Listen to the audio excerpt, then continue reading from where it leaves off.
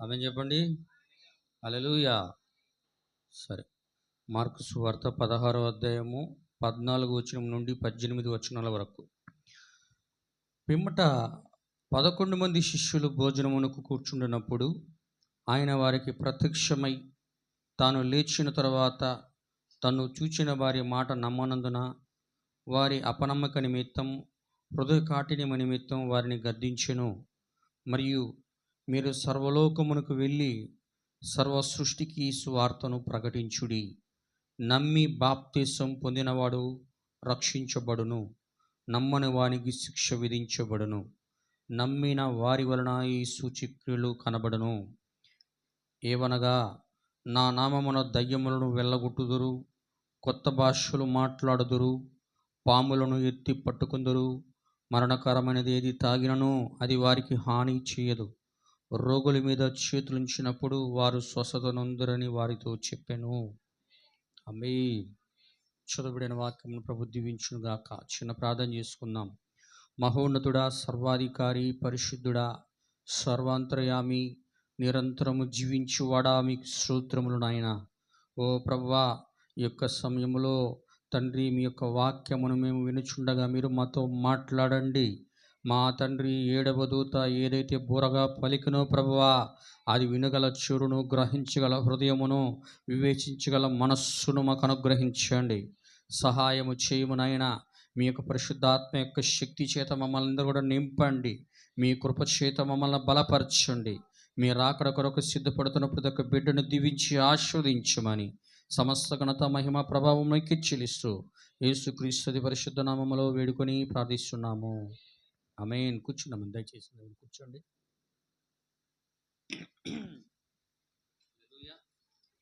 ఉన్నారా? దేవునికి స్తోత్రం. సరే, కొద్ది నిమిషాలు మనం అందరం కూడా అన్ని భాషలు వాటి యొక్క వివరణ అనే అంశం గురించి మనం చూస్తున్నాం. అది కొంచెం పెద్ద సబ్జెక్టు కాదు, కొంత సమయం పడుతుంది. నేను కొద్దిగా చెప్పడానికి ప్రయత్నిస్తాను. ఈరోజు కొంత భాగాన్ని మనందరం కూడా చూద్దాం. 3వ భాగంగా ఆమేన్. హల్లెలూయా. మనం చూస్తుంది ఏంటంటే, దీంట్లో మనం చూస్తున్నది అంటే కేవలం అన్ని భాషల గురించి మాత్రమే చూస్తున్నాం. కృపావరాలు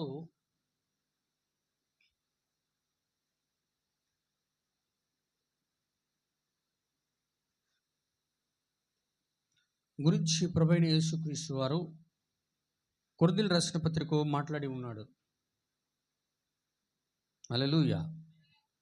కానీ మీరు జాగ్రత్తగా గమనించినట్లయితే నా ప్రియమైన సోదరి సహోదరులారా, మత్తయి సువార్త 16వ అధ్యాయము ఈ చివరి వచనంలో కానీ మీరు గమనిస్తే, ఎక్కడంటే 17వ వచనంలో ఏమంటున్నాడంటే, రెండవ లైన్లో ఏమంటున్నాడంటే, నమ్మిన వారి వలన ఈ సూచక్రియలు కనబడును. ఎవరైతే విశ్వాసం ఉంచుతున్నారో వారికి ఈ క్రియలు కనబడతాయి. అవి ఏవి క్రియలు అనంటే, నా నామమున దయ్యములు వెలగొట్టుదురు, పాములను ఎత్తి పట్టుకుందురు, కొత్త భాషలు మాట్లాడుదురు, ఇంకా కొన్ని కార్యాల గురించి అక్కడ మాట్లాడి ఉన్నాడు. హల్లెలూయా. ఇప్పుడు మనం కొత్త భాషల గురించి ఒక 2 వారాలుగా మనం చూస్తున్నాం. కానీ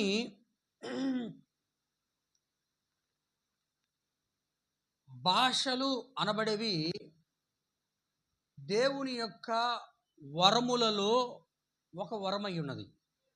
ఆమేన్. ఏంది సార్? భాషలు అనబడేవి దేవుని యొక్క కృపా వరములలో ఒక వరమై ఉన్నది. హల్లెలూయా. దేవుని యొక్క పరిశుద్ధ ఆత్మ ఒక సంఘము యొక్క వాక్యము యొక్క పద్ధతి క్రమం ప్రకారం ఎవరి మీదకైతే దేవుని యొక్క పరిశుద్ధాత్మ దిగి వస్తుందో, పరిశుద్ధాత్మ ఏ వ్యక్తి మీదైతే ఉంటుందో ఆ వ్యక్తి అన్య భాషలు మాట్లాడతాడని దేవుని యొక్క వాక్యం అంటా ఉంది. ఆమేన్. దేవుని యొక్క పరిశుద్ధాత్మ వచ్చిన వ్యక్తి అన్య భాష మాట్లాడతాడు. అన్య భాష అంటే ఏందో మనము చూసాం. హల్లెలూయా. ఇంకా అన్య భాషలను గురించిన కొన్ని విషయాలన్నీ కూడా మనం చూసాం. పరిశుద్ధాత్మ కలిగి ఉంటే అన్య భాష వస్తుంది, ఆత్మ దిగి వస్తుంది అనే విషయాలు కూడా మనము ఇంతకుముందు చూసాం. వింటున్నారా? ఎక్కడంటే ఆత్మ ఒకడే అయ్యుండి నానా విధములుగా తన యొక్క పరిచర్యను సంఘములో జరిగించుచున్నాడు. అవునా కదా? 1 కొరింథీయులు 12 అధ్యాయంలో ఉంటుంది. చదవండి ఒకసారి. మీరు మర్చిపోయినట్టున్నారు, కొంతమంది ఒక రకంగా ఆలోచిస్తున్నారు. నేను దాన్ని ఒకసారి చదవడానికి ప్రయత్నిస్తాను. 1 కొరింథీయులు 12 అధ్యాయం చదవండి బ్రదర్, దయచేసి ఎవరు ఒకరు. 12:10 అండి. ఎన్నో అధ్యాయము? చదవండి. 4వ వచనం నుంచి చదవండి బ్రదర్ దయచేసి. కృపావరములు నానా విధములుగా.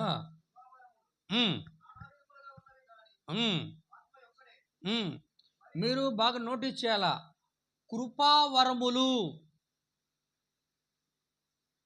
కృపావరములు, కృప అంటే దేవుని యొక్క కృప వలన అనుగ్రహించే వరాలు.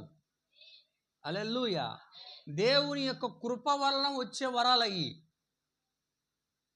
ఆ వరాలు దేవుడు ఎలా ఇస్తాడని రోమిలు రాసిన పత్రికలో అంటున్నాడంటే, ఒకసారి 11వ అధ్యాయం రోమిలు రాసిన పత్రిక 39వ వచనం చదవండి. క్షమించండి, 29వ వచనం చదవండి. వరాలు పిలుపు గురించి అక్కడ మాట్లాడుతున్నాడు. ఏలైనగా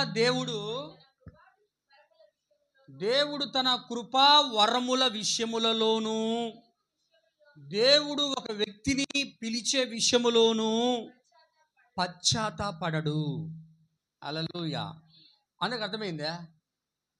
దేవుడు తన కృపావరముల విషయములలోనూ, తన యొక్క పిలుపు విషయములోనూ దేవుడు పశ్చాత్తాపడడు అని పౌలు గారు మాట్లాడుతున్నాడు. ఆమేన్. ఏమండి? అంటే దేవుడు ఎవరైనా వ్యక్తుల్ని పిలిచాడు అనుకో ఆయన పరిచర్య కొరకు, వాళ్ళు చెప్తా ఉంటారు, దేవుడు నన్ను పిలిచాడండి, దేవుడు తన సేవ కొరకు నన్ను పిలిచాడు, ఆయన పిలిచాడు కాబట్టి నేను ఆయన సేవ చేయడానికి వచ్చాను అని అంటూ ఉంటారు. హల్లెలూయా. అది వాస్తవమై ఉండొచ్చు, మనం తప్పు అనడానికి లేదు, అది సత్యమై ఉండొచ్చు. అలాగనే దేవుడు నాకు వరమును ఇచ్చాడు అని కొంతమంది చెప్పుకుంటూ ఉండొచ్చు. అది ఆయన అనుకున్నట్లుగా అది ఆయన దృష్టికి నిజమై ఉండొచ్చు. హల్లెలూయా. కానీ పౌలు గారు ఏమంటున్నారంటే, దేవుడు తన యొక్క కృపావరముల విషయములలోనూ తన యొక్క పిలుపు విషయములోనూ పశ్చాత్తాపడడు అని తెలుగులో రాయబడింది. కానీ ఇంగ్లీష్ బైబిల్లో చూస్తే అది అర్థం కానట్టుగా ఉంది తెలుగులో. కానీ ఇంగ్లీష్ బైబిల్లో దాన్ని మాట్లాడుతున్నాడు పౌలు గారు. కింగ్ జేమ్స్ వెర్షన్లో మీరు చూస్తే, for the gifts and calling of God are without repentance. ఏమిందంట? దేవుడు తన పిలుపు విషయములోను వరములు అనుగ్రహించి విషయములోను మారు మనసు లేకపోయినా కూడా ఇస్తాడట. ఎందుకు అర్థమవుతుందా? ఎలా ఇస్తాడు? దేవుడు పిలిచాడంటే అది నిజమే, పిలిచింది అంటే ఒక వ్యక్తికి మారు మనసు లేకపోయినా కూడా దేవుడు పిలుస్తాడు. ఒక వ్యక్తికి దేవుడు కృపావరాన్ని ఇచ్చాడంటే అతడికి మారు మనసు లేకుండానే దేవుడు ఇస్తాడు. హల్లెలూయా. కానీ ఈ విషయంలో దేవుడు ఏం బాధపడ్డట? దేవుడు ఏం బాధపడాడు. అది కృపావరం. ప్రవక్త అంటాడు మెసేజ్లో, ఎల్లప్పుడూ కూడా వరములు బలహీనమైనవి. వింటున్నారా? దేవుడు ఈ దినమున మన దేవుడు చనిపోయిన దేవుడు కాదు కానీ సజీవుడైన దేవుడై ఉన్నాడు. ఏమండి? మన దేవుడు చచ్చిపోయిన దేవుడు కాదు కానీ సజీవుడైన దేవుడై ఉన్నాడు. హల్లెలూయా. ఇప్పుడు దేవుడు సజీవుడైన దేవుడు కాబట్టి దేవుడు వరములను, నిజమైన అసలైన వరములను సంఘమునికి ఇచ్చి సంఘము యొక్క అభివృద్ధి కొరకు ఆయన ఉపయోగిస్తుంటాడు. హల్లెలూయా. కానీ దేవుడు ఏదైతే కార్యాలు చేశాడో దానిని, నిజమైన వాటిని సాతానుడు ఎల్లప్పుడూ కూడా ద్వేషిస్తాడు. అసలైన వరాలను ఏం చేస్తాడు సాతానుడు? ద్వేషిస్తాడు. ద్వేషించి వాడు ఏం చేస్తాడంటే వాటి వలె ఉన్నట్లుగా వాడు కూడా కొన్ని సంఘములో అనుకరణ చేస్తాడు. మీ అందరికి అర్థమైందా?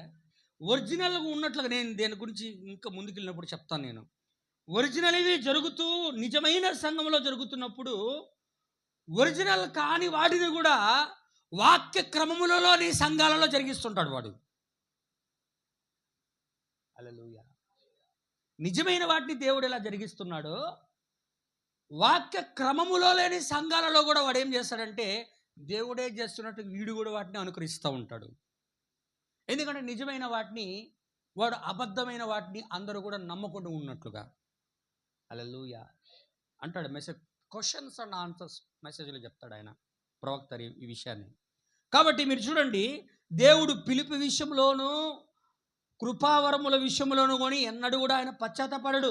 అందుకే ఆత్మ ఏం చేస్తాడట, మొదటి కొరింథీయులకు రాసిన పత్రిక 12వ అధ్యాయము 4వ వచనంలో ఏమంటున్నాడంటే, ఇది చూడండి, నేను చదువుతాను, ఒకసారి గమనించండి. ఏమంటున్నాడంటే 4వ వచనంలో, కృపావరములు నానా విధములుగా ఉన్నవి కానీ ఆత్మ ఒక్కడే. ఆ కృపావరములను అనుగ్రహించే ఆత్మ ఒక్కడే. మరియు పరిచర్యలు కూడా నానా విధములుగా ఉన్నవి, ప్రభువు ఒక్కడే. నానా విధములైన కార్యములు కలవు గాని అందరిలోనూ అన్నిటినీ జరిగించే దేవుడు ఒక్కడే. అయినను అందరి సంఘము యొక్క ప్రయోజనము కొరకు దానికి ఆత్మ ప్రత్యక్షత అనుగ్రహించబడుచున్నది. ప్రతి ఒక్క దానికి ఏం కనపడితే ఏం ప్రత్యక్షత అనుగ్రహించబడుతూ ఉన్నది? ఆత్మ యొక్క ప్రత్యక్షత ద్వారా అవన్నీ కూడా రావాలి. హల్లెలూయా. ప్రతి ఒక్కటి కూడా ఆత్మ యొక్క ప్రత్యక్షత ద్వారా అనుగ్రహించబడుచున్నది. ఏమనగా ఒకరికి ఆత్మ మూలంగా బుద్ధివాక్యమును, మరొకరికి ఆత్మ మూలముగా ఆత్మను అనుసరించి జ్ఞానవాక్యమును, మరొకరికి ఆత్మ వలననే విశ్వాసమును, మరి ఒకరికి ఆ ఒక్క ఆత్మ వలనే స్వస్థపరచు వరమును, మరి ఒకరికి ప్రవచన వరమును, మరి ఒకరికి అద్భుతములు, చదవండి, అద్భుతములు, అద్భుత కార్యములు చేయు శక్తియు, ప్రవచన వరమును, ఆత్మలను వివేచించే శక్తి, నానా విధమైన భాషలను, మరి ఒకరికి భాషల అర్థము చెప్పు శక్తి అనుగ్రహించబడి ఉన్నది. అయినను వీటిని ఆ ఆత్మ ఒక్కడే తన చిత్తము చొప్పున ప్రతి వానికి ప్రత్యేకముగా పంచిచ్చు కార్యసిద్ధి కలుగజేయుచున్నాడు. హల్లెలూయా. అన్నిటినీ ఇస్తున్నది ఎవరంటే దేవుని యొక్క పరిశుద్ధాత్మ. ఇక్కడ మనం చూస్తున్నాం, ఏం చూస్తున్నాం అంటే ఇక్కడ ఒక వచనం ఉంది, మీరు గమనించండి. అన్ని భాషల గురించి మాట్లాడుతూ ఇక్కడ ఒక మాట మాట్లాడుతాడు 10వ వచనంలో. మరి ఒకరికి అద్భుత కార్యములు చేయు శక్తి, మరొకరికి ప్రవచన వరము, మరొకరికి ఆత్మల వివేచన, మరి ఒకరికి నానా విధములైన భాషలను, మరియు ఒకరికి భాషలను అర్థము చెప్పు శక్తి అనుగ్రహించబడి ఉన్నది. ఆమేనేనా? హల్లెలూయా. ఆమేన్ చెప్పండి. ఏం చేస్తాడంట? భాషలు మాట్లాడే శక్తి పరిశుద్ధాత్మ ద్వారా వస్తుంది. అదే భాషలకు అర్థము చెప్పే శక్తి కూడా పరిశుద్ధాత్మ ద్వారా వస్తుంది. ఆయన భాషలతో మాట్లాడి అర్థం చెప్పకుండా వదిలేయడు. ఏదైనా ఒక వ్యక్తికి అన్య భాష ద్వారా ఆయన మాట్లాడాడు అంటే ఇంకొక వ్యక్తి కూడా సంఘంలో దానికి అర్థం చెప్పడానికి ఒకరు, ఇద్దరు, ముగ్గురిని దేవుడు ఖచ్చితంగా ఉంచుతాడు. ఆమేన్. ఆమేనేనా? హల్లెలూయా. కాబట్టి నా ప్రియమైన సహోదరులారా, ఇలాగా సంఘములో ఆయన మొదటగా సంఘములో ఒక కార్యాన్ని, సంఘం యొక్క ఆత్మ యొక్క ఏమంటారు, సంఘం యొక్క ఆత్మ కార్యాలని సంఘంలో ఉంచాడు ప్రారంభ సంఘములో. హల్లెలూయా. దేవుని ఇక్కడ మనకి మహిమ కలుగును గాక. ఇది సంఘంలో ఉంచాడు కాబట్టి నిజమైనది ఉన్నది, నిజమైనది కానిది కూడా ఉన్నది.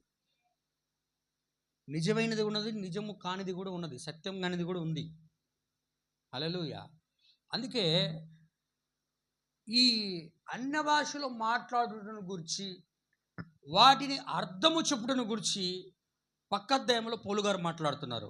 గమనించండి. ఇప్పుడు మీకు కొన్ని విషయాలు చూపించడానికి నేను ఇష్టపడుతూ ఉన్నాను. చూడండి, 14వ అధ్యాయంలో అంటున్నాడు పౌలు గారు, సంఘములో కొరింథీ సంఘంలో అల్లరి ఎక్కువైపోయింది. కొరింథీ సంఘములో అందరు భాషలు మాట్లాడాలని ఎదురు చూస్తూ ఉన్నారు. కొరింథీ సంఘములో అందరు భాషలకు అర్థము చెప్పాలని ఎదురు చూస్తూ ఉన్నారు. కొరింథీ సంఘములో ఉన్న విశ్వాసులందరూ కూడా ఆత్మవరాలు మాకున్నాయి అని చెప్పుకొని సంఘమంతా కూడా గలిబిలి చేస్తూ ఉన్నారు. వింటున్నారా? ఆమేన్. అందుకని పౌలు గారు కొరింథీ సంఘములో ఆయన హెచ్చరిస్తూ ప్రపంచవ్యాప్తముగా అభివృద్ధి పొందబోయే సంఘమును గురించి కూడా ముందుగా హెచ్చరిస్తున్నాడు. ఆయన ఏమని హెచ్చరిస్తున్నాడు అంటే చూడండి, 1 కొరింథీలు 14వ అధ్యాయము, అక్కడ చూడండి బాగా నీట్గా. ఇప్పుడు మనం ఇక్కడ నుంచి చూద్దాం, కొద్ది విషయాలు లైన్ బై లైన్ కొన్ని విషయాలు చూద్దాం. చూడండి 1వ వచనంలో మీరు చూసినట్లయితే, ప్రేమ కలిగి ఉండుటకు ప్రయాసపడుడి. ఏం చేయాలంట? ప్రేమ కలిగి ఉండుటకు. మనము ముఖ్యంగా మనకు అవసరం ఏంటంటే ప్రేమ కలిగి ఉండుటకు, అంటే పరిశుద్ధాత్మ కలిగి ఉండుటకు ప్రయాసపడుడి. హల్లెలూయా. ఆత్మ సంబంధమైన వరములను ఆసక్తితో ఆపేక్షించండి.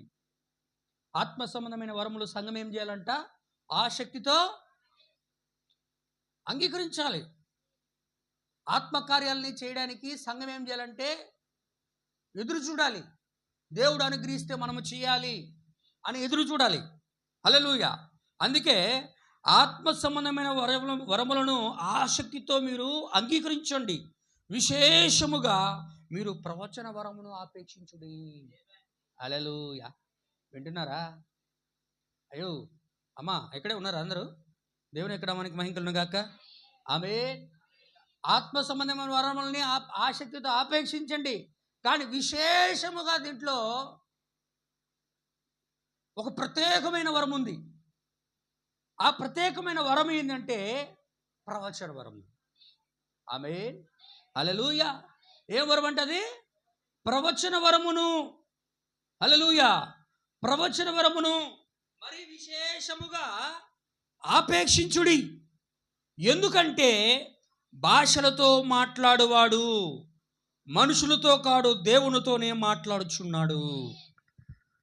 భాషలతో మాట్లాడేవాడు. హల్లెలూయా. ఒక పరిశుద్ధాత్మ కార్యం కదా అన్ని భాషతో మాట్లాడడం. ఆమేన్.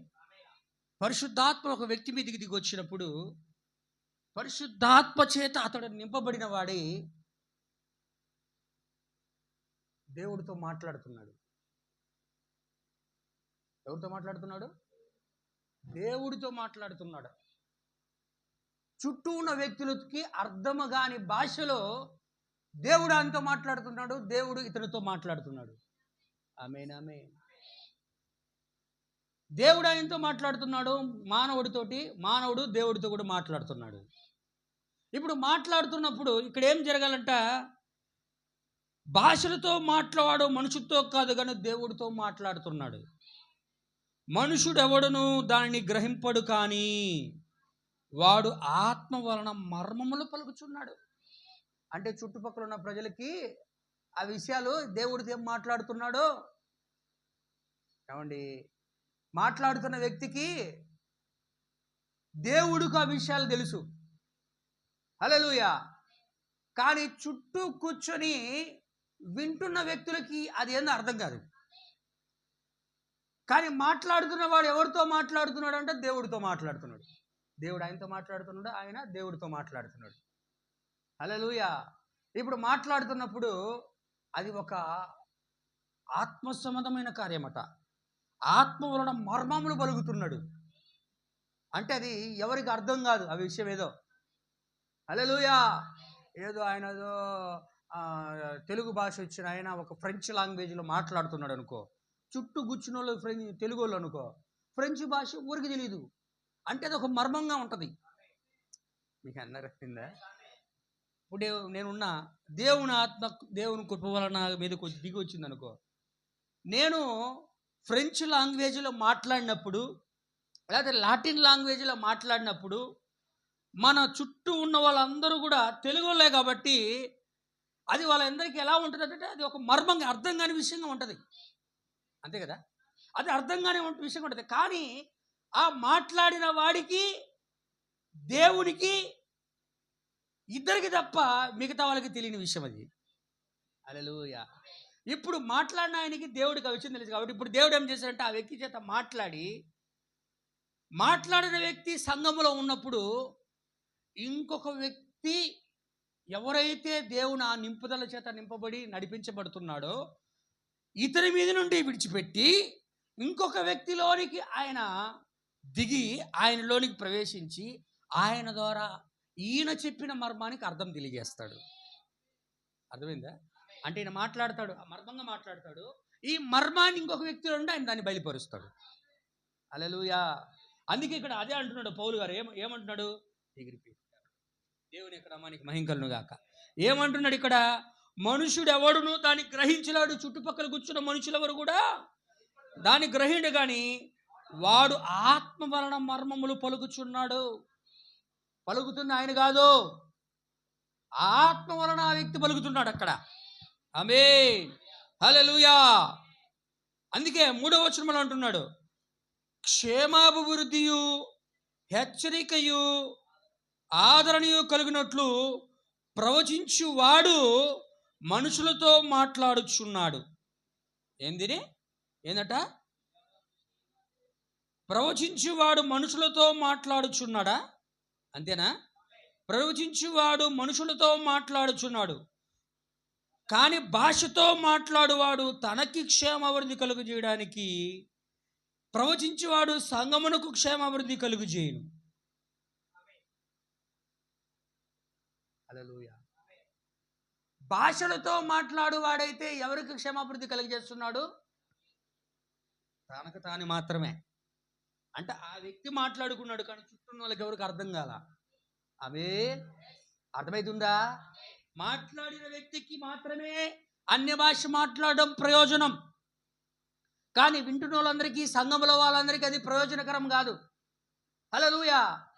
అందుకే కింద అంటున్నాడు, ప్రవచించువాడు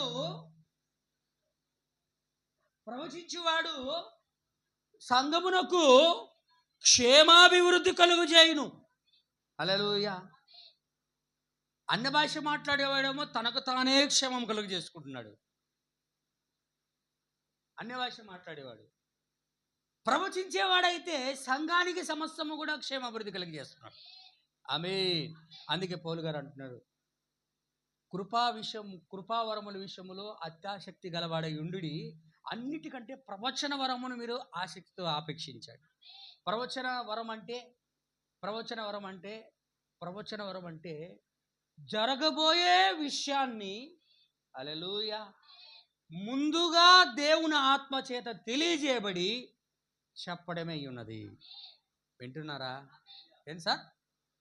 జరగబోయే విషయాన్ని, ఫ్యూచర్లో జరగబోయే విషయాన్ని, లేదా ముందు రోజుల్లో జరగబోయే విషయాన్ని దేవుని ఆత్మ చేత అతడు దాన్ని పొందుకొని సంఘములో తెలియజేయడాన్నే ప్రవచన వరం అంటారు.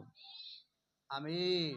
అందుకే ప్రపంచానికే ప్రవక్త ఉంటాడు, సంఘంలో కూడా ప్రవక్తలు ఉంటారు. వింటున్నారా? ప్రపంచానికే ప్రవక్తలు ఉంటారు, సంఘంలో కూడా ప్రవక్తలు ఉంటారు. ఇంక మాట్లాడుతుంది ప్రవచన వరమును ఆసక్తితో ఆపేక్షించడం మాట్లాడుతున్నాడు.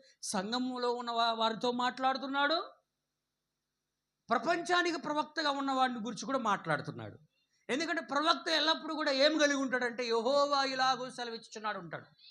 ఏం కలిగి ఉంటాడు సార్? యెహోవా ఇలాగూ సెలవిచ్చుచున్నాడు అంటే ఆ మాట చెబితే దానికి ఇక తిరుగులేదు, అది ఖచ్చితంగా నెరవేర్పు జరుగుతుంది. ఆమేన్, ఆమేన్. అందుకే ప్రవచన వరమును మీరు ఆసక్తితో దానిని ఆపేక్షించుడి అంటున్నాడు. హల్లెలూయా. ఆపేక్షించమన్నాడు కాబట్టి ఈరోజు మనందరికి కూడా ప్రవచన వరం వచ్చింది. వింటున్నారా? మొదట ప్రవచన వరం ఎవరి దగ్గరకు వచ్చింది? యెహోవా ఎలాగూ సెలవిచ్చున్నాడో ప్రవక్త దగ్గరకు వచ్చింది. అవునండి. ఈ గడియ వర్తమానమే ప్రవచన వరం అయి ఉన్నది. ఆమేన్, హల్లెలూయా. ఎప్పుడైతే ప్రవచన వరం ఆయన కలిగి ఉన్నాడో 7 ముద్రల ద్వారా దాన్ని సంఘానికి ఇచ్చాడు. దేవుని యొక్క సజీవ దేవుని సంఘానికి దాన్ని ఇచ్చాడు. ఇప్పుడు సంఘం అంతా కూడా ఏం కలిగి? ప్రవచన వరాన్ని కలిగి ఉన్నది. ప్రవచన వరాన్ని సంఘం కలిగి ఉంది కాబట్టి ప్రకటన గ్రంథం 10వ అధ్యాయంలో 11వ వచనంలో ఈ విధంగా అంటున్నాడు. ఆయన ఏమంటున్నాడు? చదవండి ఒకసారి. ప్రకటన 10:11. దేవుని యొక్క నామానికి మహిమ కలుగు. 9-11 దాకా చదవండి.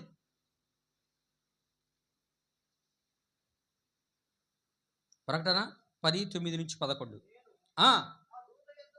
ఆ బలిష్ఠుడైన దూత దగ్గరికి వెళ్ళి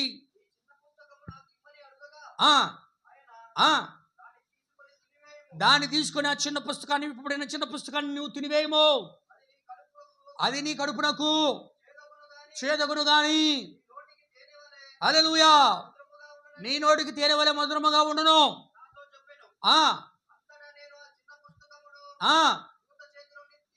ఆ దూత చేతుల నుండి తీసుకొని దాని పుస్తకాన్ని తినివేశాను నేను, అది నా నోటికి తేనె వలె ఉన్నది కానీ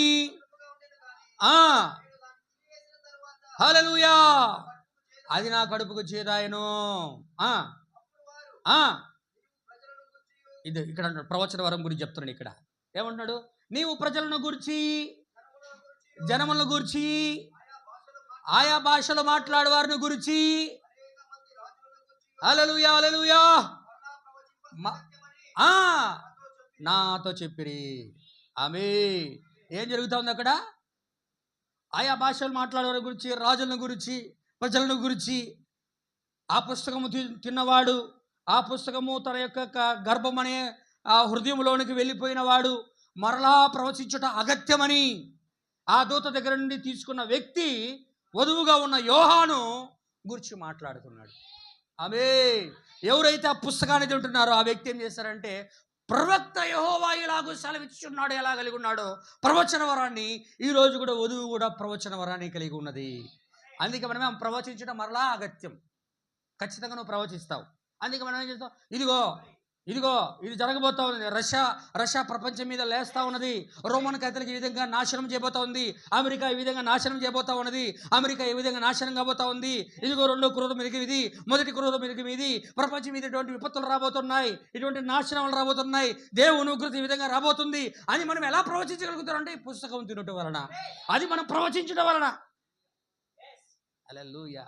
అందుకే ప్రవచన వరమును ఆసక్తితో ఆపేక్షించుడి.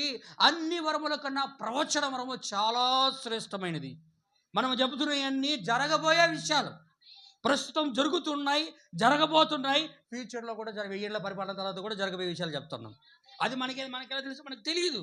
అది దేవుని యొక్క పుస్తకమును తినటం వలన దేవుడు దాన్ని మనకు అనుగ్రహించాడు. అది యెహోవా ఇలాగూ సెలవిచ్చుచున్నాడు. అందుకే ప్రవచించేవాడు ఎవరంటే ప్రవక్త. అందుకే మొదట ప్రవక్త ప్రవచించాడు, తర్వాత ప్రవక్త కింద ఉన్నటువంటి ఆయన వధువు కూడా ప్రవక్తగా ఉండి ప్రవచిస్తూ ఉంది. ఆమేన్. హల్లెలూయా. అందుకే ఇక్కడ అదే మనం చదువుతున్నాం. ఏం చదువుతున్నాం మనము? 4వ వచనం చదవండి బ్రదర్. కొరింథీయులు 14వ అధ్యాయం 4వ వచనం అంటున్నాడు. చూడండి ఏమంటున్నాడు అక్కడ. భాషలతో మాట్లాడేవాడు, ఆ భాషలతో మాట్లాడేవాడైతే తనకే క్షేమాభివృద్ధి చేసుకుంటాడు. ప్రవచించువాడైతే అది వింటున్నారా? హల్లెలూయా. ప్రవచించడం అయితే సంఘం మొత్తం క్షేమం కలుగుతుంది. భాషతో మాట్లాడేవాడైతే తనకు మాత్రమే, తన ఒక్కడికి మాత్రమే క్షేమం కలుగుతుంది. కానీ మాట్లాడేవాడు ఎవరితో మాట్లాడితే తనతోటి దేవుడితో మాట్లాడుకుంటా, అంతే. అది సంఘానికి అర్థం కాదు. కానీ ప్రవచించేవాడు సంఘానికి మొత్తం అర్థం ఉన్నట్లుగా ప్రవచిస్తూ ఉన్నాడు. ఆమేన్. తర్వాత చదవండి బ్రదర్. మీరందరూ భాషలతో మాట్లాడవాలని నేను కోరుచున్నాను కానీ మీరు మరీ విశేషముగా, అది మీరందరూ కూడా భాషలతో మాట్లాడాలని నాకు ఇష్టం ఉన్నది, కానీ దానికన్నా ఎక్కువగా నేనేం కోరుకుంటున్నాను తెలుసా? మీరందరూ కూడా మరీ విశేషంగా మీరందరూ కూడా ప్రవచించాలని నేను కోరుకుంటున్నాను. ఆమేన్. అందుకు అర్థమవుతుందండి? ఆమేన్ చెప్పండి. Amen amen. Praise the Lord. Hallelujah. అందరూ ప్రత్యేకంగా ఏం చేయాలని కోరుకుంటున్నాడు ఆయన? ప్రవచించవలనని నేను మరి విశేషంగా కోరుచున్నాను. హల్లెలూయా. తర్వాత చదవండి. అది ఇక్కడ బాగా గమనించు. సంఘము క్షేమాభివృద్ధి చెందాలంటే, అమ్మా అయ్యా, సంఘము క్షేమాభివృద్ధి చెందాలంటే ఏం చేయాలంట? భాషలతో మాట్లాడువాడు అర్థము చెబితేనే. సంఘం క్షేమం కలగాలంటే, సంఘానికి క్షేమం కలగాలంటే ఏం చేయాలంట? భాష మాట్లాడేవాడు అర్థము చెప్పాలా, అర్థము చెప్తేనే, లేకపోతే కానీ వానికన్నా ప్రవచించువాడే శ్రేష్ఠుడు. అర్థం చెప్పేది లేకుండా ఊరక ఏదో మాట్లాడేసి దేవుడు ఆత్మ నా మీదకి దిగేసింది వచ్చిందంటే అది సంఘానికి ఏం క్షేమం కాదు. ఆయన చూసి ఇంకొక ఆయన మాట్లాడతాడు, ఇంకొక ఆయన చూసి ఇంకొక ఆమె మాట్లాడుతుంది, ఇంకొక ఆమెను చూసి ఇంకొక ఆయన అందరూ మాట్లాడుకుంటారు, కానీ అర్థం చెప్పేవాళ్ళు ఒకరు కూడా లేకపోతే అది నిజమో కాదో మనం వివేచించాలి. అంతే కదా. హల్లెలూయా. ఉన్నది వాస్తవం, కానీ మాట్లాడింది నిజమే అయితే ఖచ్చితంగా అర్థము చెప్పువాడు లేకపోతే అది సంఘానికి క్షేమం కాదు. అదే పౌలు గారు మాట్లాడుతున్నాడు, అదే అంటున్నాడు అక్కడ. ఏమంటున్నాడు? సంఘము క్షేమము పొందు నిమిత్తము భాషలతో మాట్లాడువాడు అర్థము చెబితేనే, కానీ వానికన్నా అర్థం చెప్పలేని వాడు ఉంటే ప్రవచించువాడే శ్రేష్ఠుడు, అంటే గొప్పవాడు. హల్లెలూయా. 6వ వచనం చెప్తున్నాను. సహోదరులారా ఆలోచించండి. చూడండి దేవుని పరిశుద్ధాత్మ ఎలా చెప్తున్నదో. ఎందుకంటే సంఘాలు ఇటువంటి గలిబిలు ఉన్నాయి కానీ ఆయన హెచ్చరిస్తా ఉన్నాడు. సహోదరులారా ఆలోచించండి. భాషలతో మాట్లాడుచు నేను మీ యొద్దకు వచ్చి సత్యమును బయలుపరచవలనైనను, జ్ఞానోపదేశము చేయవలనని అయినను, ప్రవచింపవలనైనను, బోధింపవలనైనను నేను మీతో మాట్లాడకపోయిన ఎడల నా వలన మీకు ప్రయోజనమేమి? ఏమండి, అర్థమైనదా? అందరమేనా? ఏమంటున్నాడు? భాషలతో మాట్లాడుతూ నేను మీ వద్దకు వచ్చా. నేనున్నా భాషలతో మాట్లాడుతూ మీ వద్దకు వచ్చా. దాన్ని నేను ఏదైతే మాట్లాడానో దాన్ని నేను ఏం చేయాలంట? సత్యమును బయలుపరచాలి. ఏది బయలుపరచబడిందో ఆ జ్ఞానమును మీకు బయలుపరచాలి. లేకపోతే ఏదైతే తెలియజేయబడిందో దాన్ని ప్రవచించాలి, బోధించవలన నేను మీతో నేను ఏదైతే తెలియజేయబడిందో దాన్ని నేను మీకు బయలుపరచకపోతే, తెలియజేయకపోతే, దేవుడితో మాట్లాడింది మీకు బోధించకపోయినా ప్రవచించకపోయినా, హల్లెలూయా, మీ అందరికీ అర్థమవుతుందా? అవన్నీ చేయకపోతే దానివల్ల ప్రయోజనం ఏంది? అంటే మాట్లాడి పక్కన అర్థం చెప్పేవాడు లేకపోతే అది ఏమాత్రం ప్రయోజనం లేదు. అమ్మా అందరం వింటున్నారా? ఈరోజు పెంతెకోస్తు అనుబంధ సమస్యల్లో ఉన్న పెద్ద ప్రాబ్లం ఇదే. పెంతెకోస్తు సంఘాల్లో ఉన్న పెద్ద సమస్య ఇదే. వరాలు నమ్మే వారిలో ఉన్న పెద్ద సమస్య ఇదే. పౌలు గారు చాలా క్లియర్గా, చాలా ఖచ్చితంగా ఆయన చెప్పాడు. ఆయన అందుకే వేరే వాళ్ళ గురించి మాట్లాడకుండా తన గురించి మాట్లాడుకుంటున్నాడు ఆయన. ఏమని మాట్లాడుకుంటున్నాడు? నేను భాషతో మాట్లాడి మీకు ఆ మాట్లాడింది ఏదో జ్ఞానము చేత నేను మీకు చెప్పకపోయినా, మీకు ఉపదేశంగా దాన్ని చెప్పకపోయినా, జరగబోయే విషయాన్ని ప్రవచనముగా దాన్ని మీకు నేను చెప్పకపోయినా, దానివల్ల నేను మాట్లాడిన దానివల్ల ఏం ప్రయోజనం? అంతే కదా. హల్లెలూయా. నేను మాట్లాడిన దానివల్ల సంఘానికి ఏమి ప్రయోజనం? హల్లెలూయా. దేవుని యొక్క నామానికి మహిమ కలుగునుగాక. అంతేనా? మాట్లాడకపోయిన ఎడల నా వలన మీకు ఏమి ప్రయోజనం? అందుకే కింద మాట్లాడుతున్నాడు క్లియర్గా. పిల్లన గురోవిని కానీ వీణను కానీ నిర్జీవ వస్తువులు నాదమిచ్చినప్పుడు స్వరములలో భేదము కలుగజేయనిడలా ఊదినదేదో మీటినేదో ఎలాగ తెలియను? పిల్లన గురోవి అంటే ఫ్లూట్. ఇంకోటి ఏంటది? వీణ స్వరం ఏదో మనకు తెలుసు. అందరూ వింటున్నారా? వీణ స్వరము వింటాం కాబట్టి అది మనకు తెలుసు. పిల్లన గురోవి స్వరం మనకు తెలుసు, వీణ స్వరం మనకు తెలుసు. అంటే ఆ శబ్దాలు ఎలా ఉంటాయి? చాలా స్పష్టంగా ఉంటాయి. అవునా కదా. బాతు మాట్లాడింది బ్యాక్ బ్యాక్ బ్యాక్ బ్యాక్, మేక మాట్లాడింది మే మే మే మే అంట, కుక్క మాట్లాడింది బౌ బౌ బౌ బౌ అనింది, మనిషి మాట్లాడాడు కుక్క కదా కేకలేస్తాడు, ఏనుగు మాట్లాడింది తొండమెత్తి అరిసిద్ది. అవునా కదా. అంటే స్పష్టమైన అర్థం ఇచ్చేది. ఇక్కడ వీణె పిల్లను గ్రోవి ఊదినప్పుడు స్పష్టమైనటువంటి అర్థం ఇగిపోతే ఊదింది వీణో లేకపోతే పిల్లను గ్రోవో మనకెలా తెలుస్తుంది? అది ఎలా మనకు తెలియజేయబడుతుంటే వచ్చినటువంటి స్వరాన్ని బట్టి. అర్థమైందా? వచ్చినటువంటి స్వరాన్ని బట్టే నువ్వు ఊదిందేదో కొట్టావు, డమ్మని కొట్టావు, డ్రమ్ము శబ్దం. అవునా? హల్లెలూయా. మీ అందరికి అర్థమవుతుందని నేను అనుకుంటున్నా. డ్రమ్ము శబ్దము కొట్టావు, కంజర, దాని స్వరం ఏదో మనకు తెలుసు, డ్రమ్ము స్వరం ఏదో మనకు తెలుసు. హల్లెలూయా. అంటే ఇక్కడ అంటాడు వీణ స్వరం ఏదో తెలుసు, పిల్లను గ్రోవి స్వరం ఏదో తెలుసు. కాబట్టి పిల్లను గ్రోవిని కానీ వీణను కానీ నిర్జీవ వస్తువులయ్యి. అవును కదా? ఏం వస్తువులయ్యి? జీవము లేని వస్తువులు. అవి నాదం ఇచ్చినప్పుడు, అంటే అవి స్వరాలు ఇచ్చినప్పుడు, స్వరములలో అంటే ఆ వాయించే దాంట్లో భేదము కలుగజేయని ఎడల ఊదినదేదో వాయించిందేదో ఎలాగ తెలియను? ఆమేన్, ఆమేన్, హల్లెలూయా. మరియు బూర స్పష్టము కాని ధ్వని ఇచ్చినప్పుడు యుద్ధమునికి కూడా సిద్ధపడను. అంటే యుద్ధానికి వెళ్ళాలంటే బూర శబ్దం రావాలా? ఇజ్రాయెల్ అందరూ కూడా యుద్ధానికి వెళ్ళేటప్పుడు ఏం శబ్దం వస్తుందండి? సంఘముగా సమాజము కూడాలంటే ఒక బూర ఉన్నది, యుద్ధానికి వెళ్ళాలని కూడా ఒక బూర ఉంది.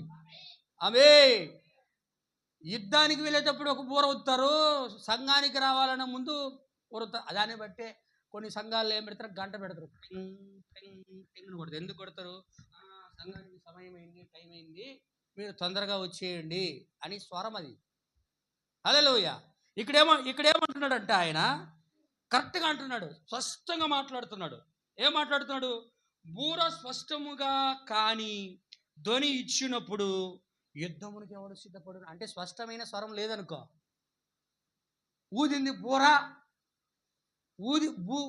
బూర ఊదాడు అనుకో, అది స్పష్టమైన స్వరంగా లేదనుకో, యుద్ధానికి ఎవడు సిద్ధపడడు.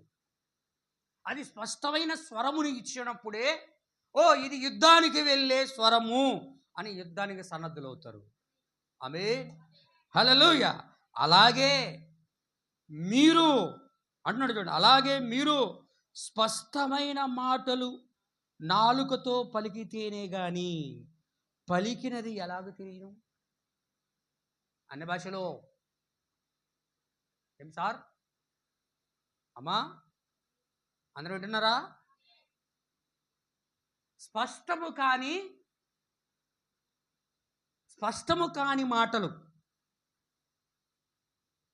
అంతేనా? మీరు 8వ వచనంలో మీరు, అంతే కదండి?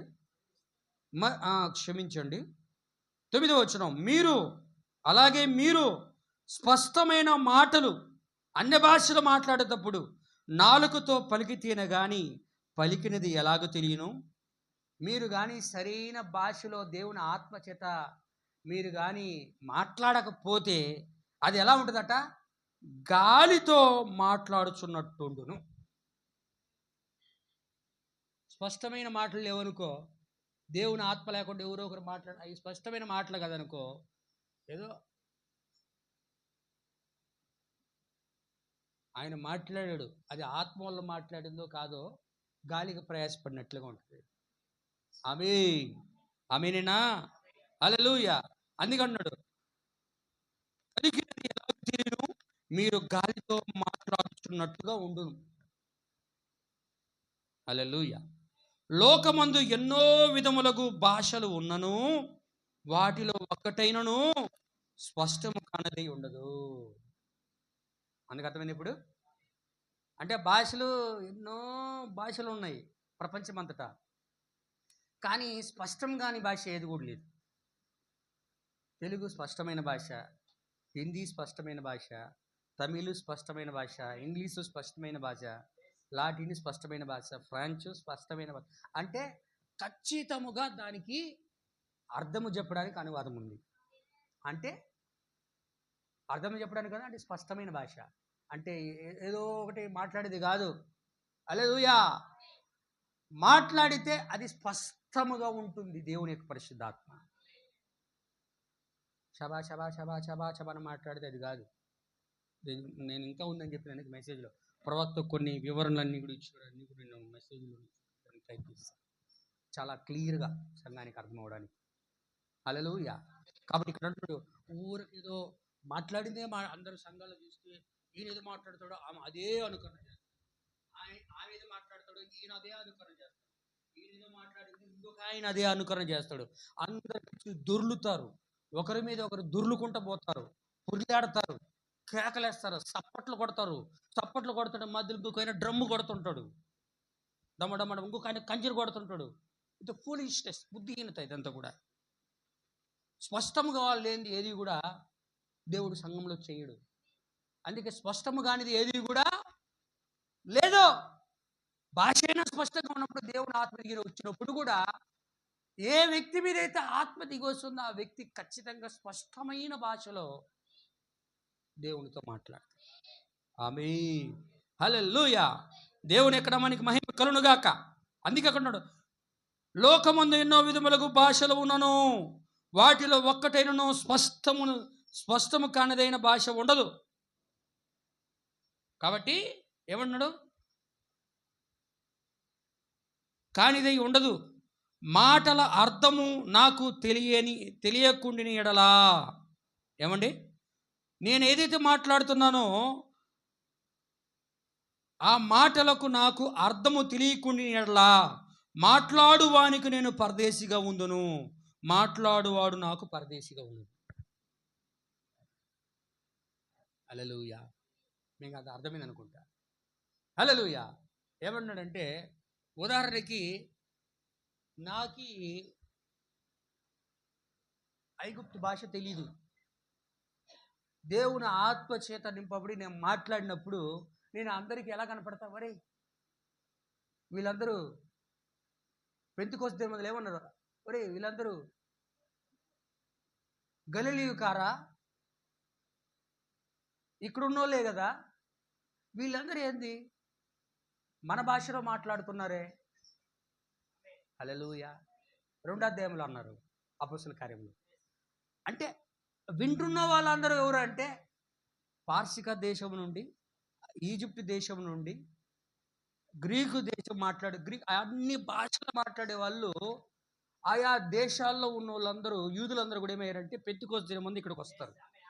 ఆమె ఆ వచ్చిన వాళ్ళందరికీ ఆయా దేశాల నుండి వచ్చారు కాబట్టి వాళ్ళందరికీ కూడా ఆయా భాషలు తెలుసు.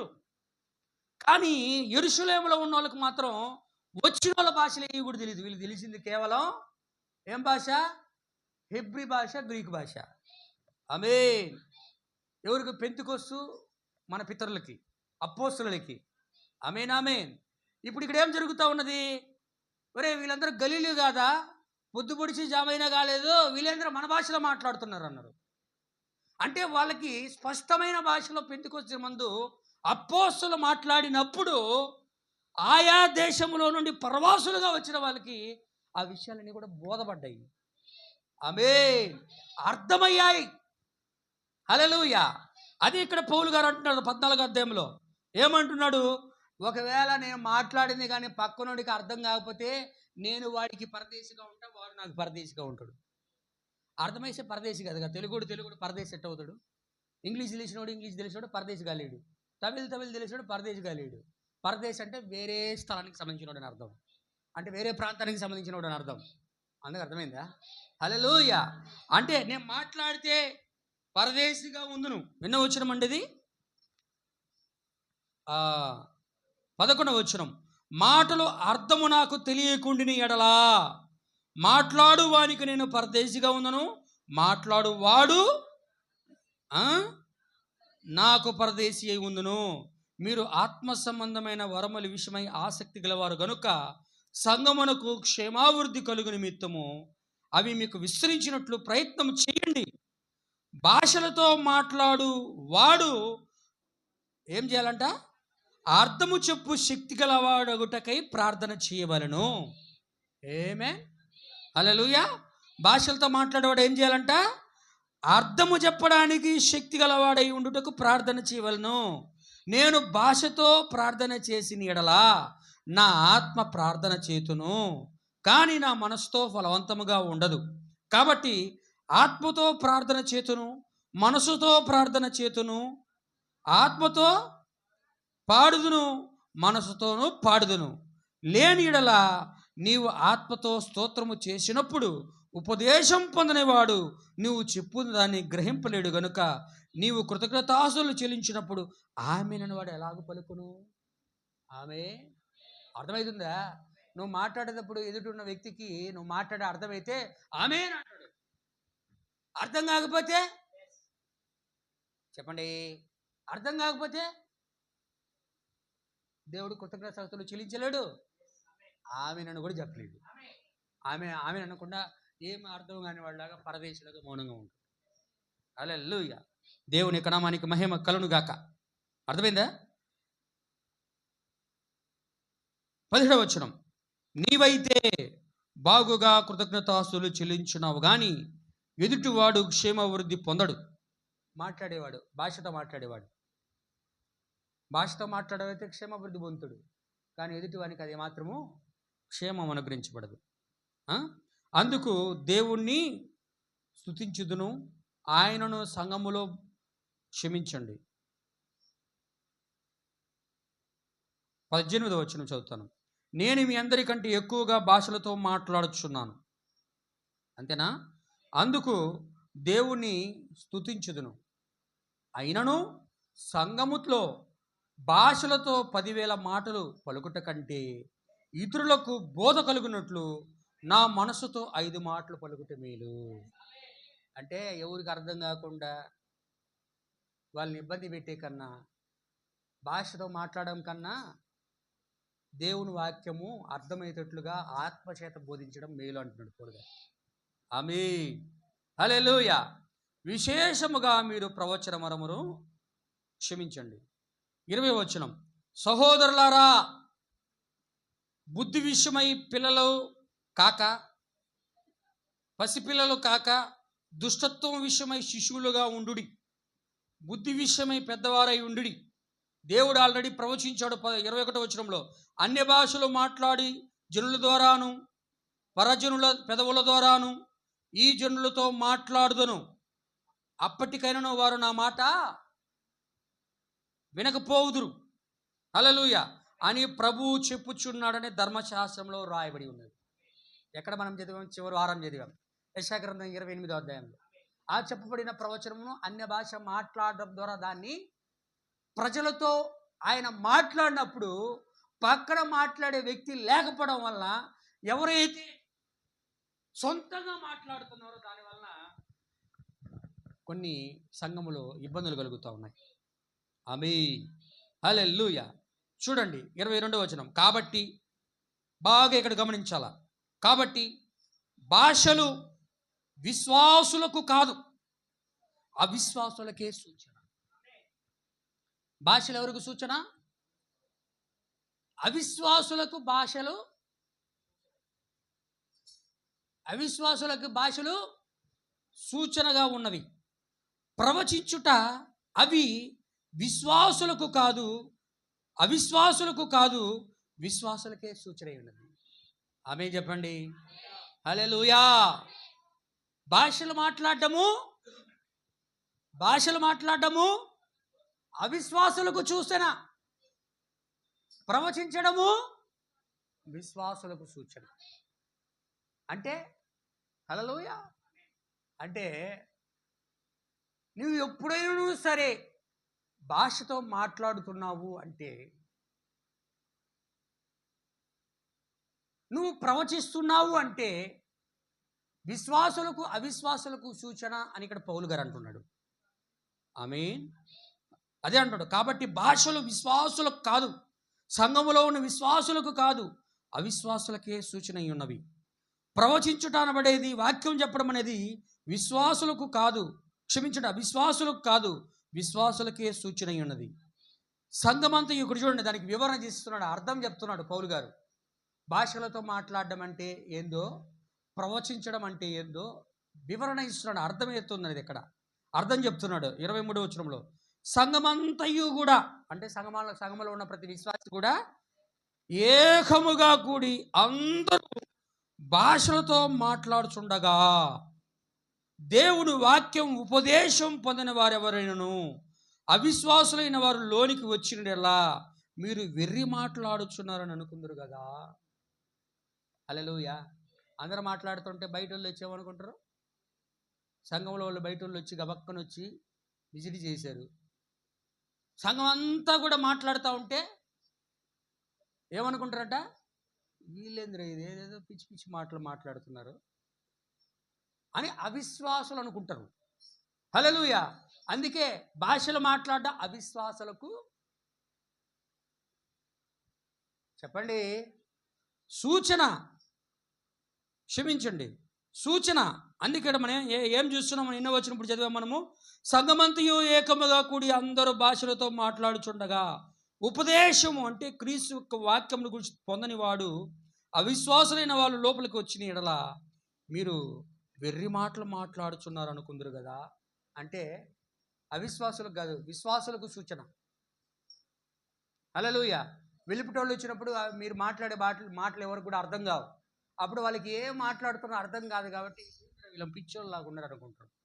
అందుకే కింద అంటున్నాడు, అయితే అందరూ ప్రవచించుచుండగా, అంటే వాక్యం చెప్తా ఉంటే, జరగబోయే విషయాలు చెప్తా ఉంటే అవిశ్వాసి అయినను ఉపదేశం పొందిన వాడైనను లోపలికి వచ్చినట్లా అందరి బోధ వలన తాను పాపిని నిగ్రహించి అందరి వలన విమర్శించబడు. అంటే భాషను మాట్లాడితే బయట నుంచి వచ్చేవాడికి అర్థం కాదు, కానీ వాక్యము చేత విమర్శించబడుతున్నప్పుడు అతనికి జరగబోయే విషయాలు, జరిగిపోయిన విషయాలు, ఫ్యూచర్లో జరగబోయే విషయాలు అన్నీ కూడా అతడు గ్రహించినప్పుడు నేను పాపిని, హల్లెలూయా, నేను పాపిని అని అవిశ్వాసి గుర్తించగలుగుతాడు. కానీ భాషలు అంటే ఏదో విశ్వాసులకు తెలుసు కాబట్టి అది విశ్వాసులకు సూచన. వెలుపటి నుంచి వచ్చే వారికి, బయట నుంచి వచ్చే వాళ్ళకి హల్లెలూయా సూచన వేరే రకంగా దేవుడు చూపిస్తాడు. ప్రవచన వరాన్ని గురించి మాట్లాడుతున్నాడు. అందుకే చూడు, చివరగా నేను ముగిస్తాను. విమర్శించబడును, అప్పుడు అతని హృదయ రహస్యములు బయలుపడును. ఇందు వలన దేవుడు నిజముగా మీలో ఉన్నాడని ప్రచురము చేయుచు అతడు సాగిలపడి దేవునికి నమస్కారము చేయనంటే దేవుణ్ణి ఆరాధన చేస్తాడు. అవే ఏమండి, అర్థమవుతుందా? దేవుని ఎక్కడ మనకి మహిమ కలుగును గాక. అంటే మాట్లాడడం, సంఘంలో మాట్లాడడం, ఎవరైనా మాట్లాడితే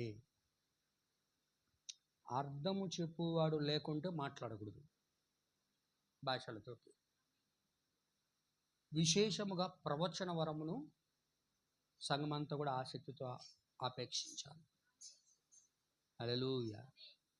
ఎందుకు ప్రవచనం అంటే జరగబోయే విషయాలను గురించి దేవుని ఆత్మ ద్వారా తెలియజేయడం వలన వెలుపటి నుంచి వచ్చే వ్యక్తులు దాన్ని గుర్తించి అతడు నేను పాపిని గ్రహించి వాక్యం వలన అతడు విమర్శ చేయబడి అతడు దేవుని యొద్దకు రాబడతాడు. నువ్వు భాషలో మాట్లాడడం వలన వెలుపటి నుంచి వచ్చిన అవిశ్వాసులు వీరు పిచ్చివారని చెప్పి ఉపదేశాన్ని త్రోసివేసి వెళ్ళిపోతారు. హల్లెలూయా. ఎందుకు అర్థమైందా? నా ప్రియమైన సహోదరి సహోదరులారా గమనించండి. నేను కొద్దిగా ఉంది దాన్ని కూడా చదివి దాన్ని ఇంకా వివరణ దేవుని చిత్తబద్ధంగా ఒకసారి మీ వర్తమానంలో చెప్పడానికి ప్రయత్నిస్తాను. చూడండి ఏమంటున్నాడు. కింద ఒక 4 వచనాలు ఉంది, దాన్ని చదివి ముగించుకుందాం మనం. ఏమంటున్నాడు చూడండి, 26 నుండి 33 వరకు చదువుతాను. సహోదరులారా, ఇప్పుడు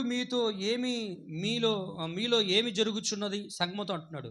మీరు కూడి వచ్చినప్పుడు ఒకడు ఒక కీర్తన పాడవలనని ఉన్నాడు, మరి ఒకడు నేను బోధ చేయవలనని ఉన్నాడు, మరి ఒకడు తనకు బయలుపరచబడినది దేవుడి ద్వారా ప్రకటన చేయవలని ఉన్నాడు, మరి ఒకడు భాషతో మాట్లాడవలని ఉన్నాడు, మరి ఒకడు అర్థము చెప్పవలనని ఉన్నాడు. సరే, భాషతో ఎవడైనా మాట లాడుతే ఇద్దరు అవసరమైన ఎడల ముగ్గురికి మించకుండా వంతులు చొప్పున మాట్లాడవలను. ఏం చేయాలంట? భాషలతో మాట్లాడాలని చెప్పేవాడు సహోదరుడు కానీ సహోదరి కానీ సంఘములో విశ్వాసులు దేవుని ఆత్మ కలిగి మాట్లాడితే ఎంతమంది మాట్లాడాలంట? అందరూ వింటున్నారా? ఆమెనేనా? భాషతో ఎవడైనా మాట్లాడితే సంఘములో ఇద్దరు అవసరమైతే ముగ్గురుకు మించకుండా వంతులు చొప్పున మాట్లాడాలి. ఎందుకంటున్నాడు తెలుసా? అందుకు అర్థమవుతుందే. ఈయన మొదటి వ్యక్తి, రెండో వ్యక్తి, మూడో వ్యక్తి ముగ్గురు ఒకే భాషలో మాట్లాడరు, ఒకే భాషతో మాట్లాడరు. అర్థమైందా? ఇంగ్లీష్ రాని వ్యక్తి ఇంగ్లీష్లో మాట్లాడాడు అనుకో, రెండో వ్యక్తి ఐగుప్తు భాషలో మాట్లాడాడు అనుకో, మూడో వ్యక్తి కొరియన్ భాషతో మాట్లాడాడు అనుకో, ముగ్గురితో మీద దిగి వచ్చింది దేవుని యొక్క ఆత్మే. ఆమేన్, హల్లెలూయా. ముగ్గురు వేరు వేరు భాషలతో మాట్లాడతారు, కానీ ఈయన కొరియా భాషలో మాట్లాడాడు, ఈజిప్ట్ భాషలో మాట్లాడాడు, ఈయన ఇంగ్లీష్ భాషలో మాట్లాడాడు. కానీ ముగ్గురు మాట్లాడే విషయాలు మాత్రం ఒకటే. అర్థమవుతుందా? ముగ్గురు మాట్లాడిన విషయాలు ఒకటే, కానీ భాషలు వేరు. ముగ్గురు మాట్లాడింది ఒకే విషయం కాబట్టి ఈ ముగ్గురు మాట్లాడిన దాన్ని వేరు వేరు భాషల్లో మాట్లాడారు. దీనికి కూడా ఏం చేయాలంటే దేవుడు అర్థం చెప్పే వ్యక్తులను కూడా సంఘంలో ఉంచుతాడు.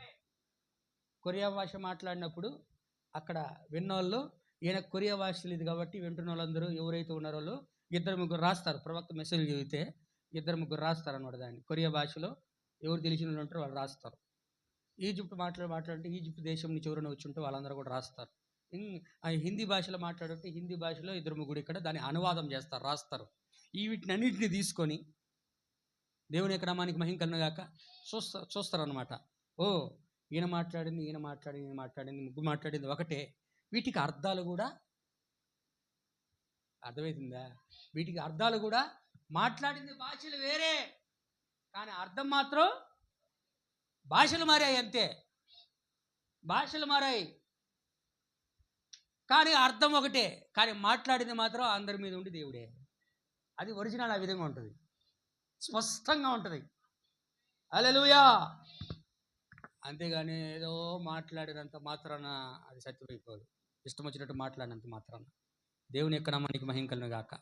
అందుకే అదే అంటున్నాడు పౌలు గారు, ఏమంటున్నాడు?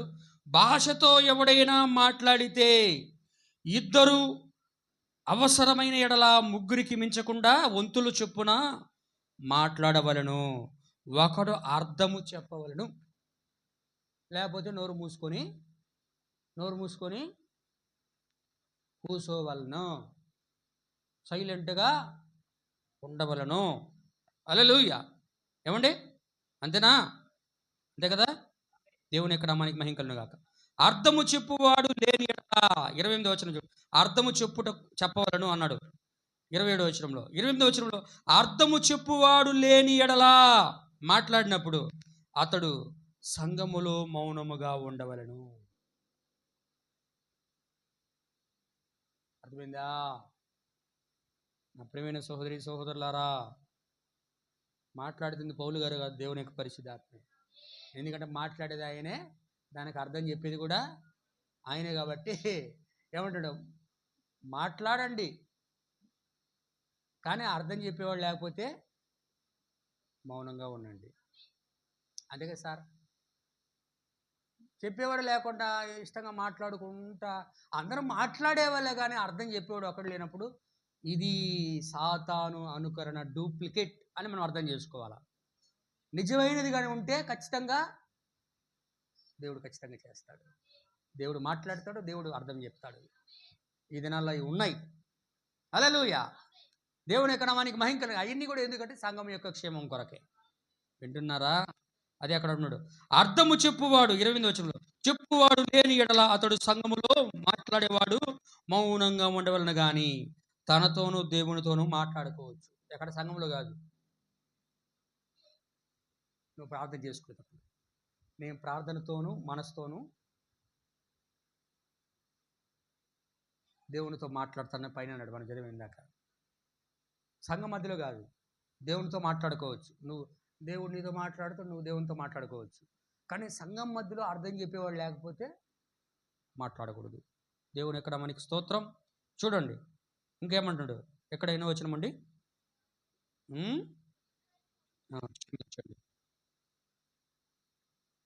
తనతోనూ దేవునితోనూ మాట్లాడుకొనవచ్చును. ప్రవక్తలు 2-3 మాట్లాడవచ్చును. తక్కిన వారు ఎదురు చూడాల. మాట్లాడే వాళ్ళు ఉంటే ఏం చేయాలంటే సంఘంలో 2-3 ప్రవక్తలు అంట. మాట్లాడే వాళ్ళు ప్రవచించే వాళ్ళు ఎవరు? ప్రవచించే వాళ్ళు ఎవరు? జరగబోయే విషయాన్ని చెప్పేవాళ్ళు ఎవరు? మర్మంగా మాట్లాడే వాళ్ళు ఎవరు? ప్రవక్తలు. హల్లెలూయా. దేవుని వాక్యం అంటుంది ప్రవక్తలు మాట్లాడితే ఏం చేయాలంటే 2 సంఘంలో ప్రవక్తలు 2-3 మాట్లాడవచ్చును. తక్కిన వారు వివేచించాల.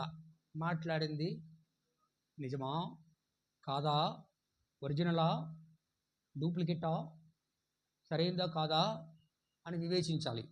హల్లెలూయా. అయితే కూర్చున్న మరి ఒకడు ఏదైనా బయలుపరచబడిన ఎడల మొదటివాడు మౌనంగా ఉండవలను.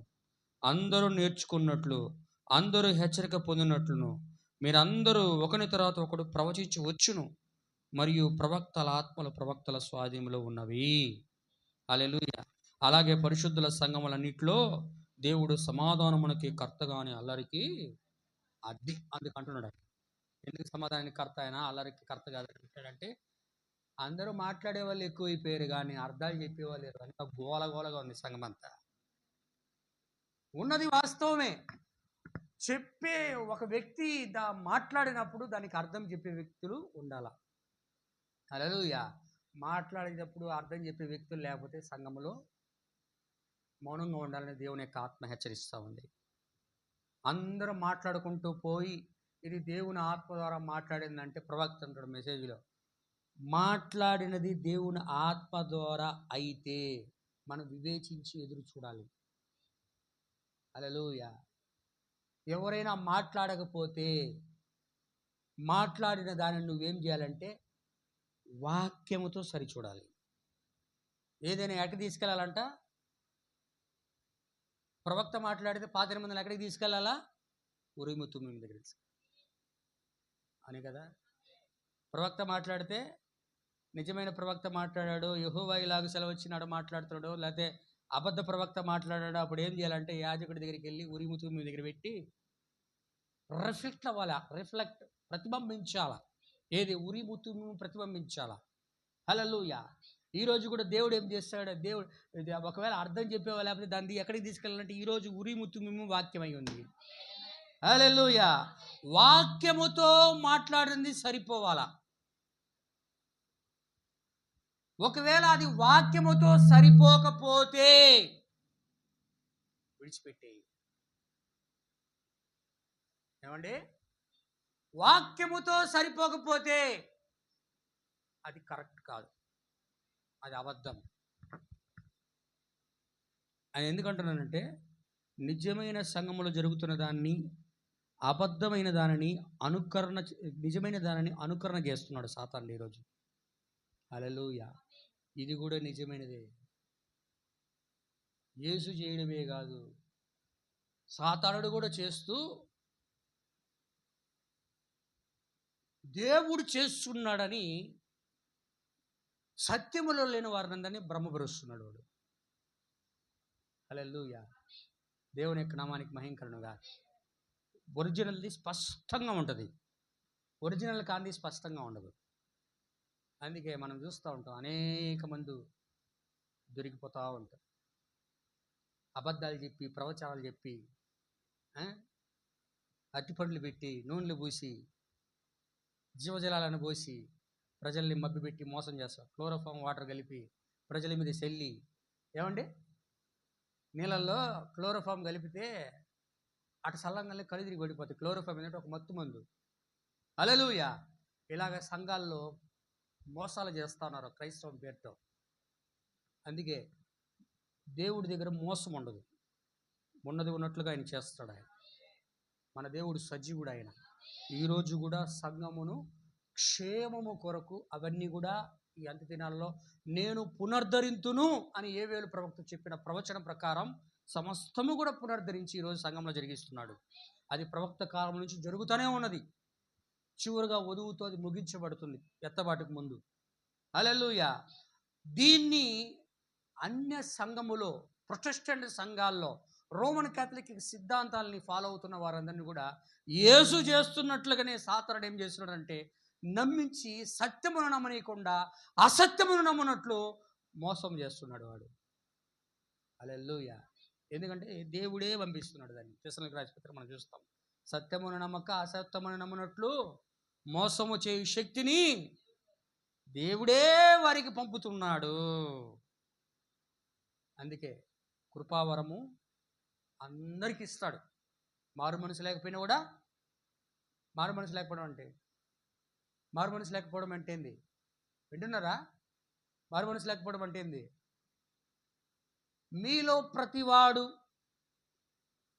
మారు మనసు పొంది పాపక్షమాపణ నిమిత్తము ప్రభు అయిన యేసుక్రీస్తు నామములో బాప్తీసం పొందుడి, అప్పుడు మీరు పరిశుద్ధాత్మ అనే వరమును పొందుదురు. హల్లెలూయా. మారు మనసు మొదటి మెట్టు, శుద్ధీకరణ రెండో మెట్టు, పరిశుద్ధాత్మ వరము మూడో మెట్టు. పరిశుద్ధాత్మ వరం ఏంటంటే దేవుని యొక్క సొంత జీవం మనలోనికి వచ్చేయడం, దేవుడే మన లోపలికి వచ్చి నివాసం ఉండడం. హల్లెలూయా. దేవుని యొక్క నామానికి మహిమ కలుగును గాక. ఇలా వాక్యం యొక్క పద్ధతి క్రమం ప్రకారం ఎవరైతే చెయ్యరో వాళ్ళందరికీ మారు మనసు లేదు, కానీ వరాలు మాత్రం చేస్తాడు. కానీ వాటన్నిటి గురించి దేవుడు ఒక దినమున లెక్కడుగుతాడు. హల్లెలూయా. దేవుని యొక్క నామానికి మహిమ కలుగును గాక. చెప్పబడిన చిన్న వర్తమానం ప్రభు దీవించును గాక. కాబట్టి భాషలు మాట్లాడితే దానికి అర్థం చెప్పేవాడు ఉండాలి సంఘంలో. అవునా? మాట్లాడండి, కానీ భాషలకు అర్థం చెప్పేవాడు లేకపోతే సంఘంలో మాట్లాడకుండా మౌనంగా ఉండవలను.